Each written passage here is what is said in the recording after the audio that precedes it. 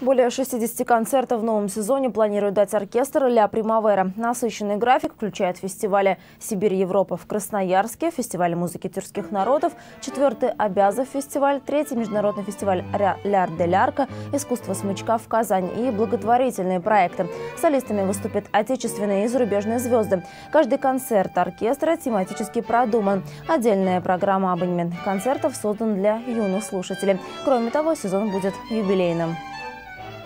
В ноябре мы отмечаем, действительно уже отмечаем 25-летний юбилей оркестра. В общем-то, это достаточно трудно себе представить. Для такого коллектива 25 лет – это очень серьезная дата. Тем более, учитывая, в какое время создавался.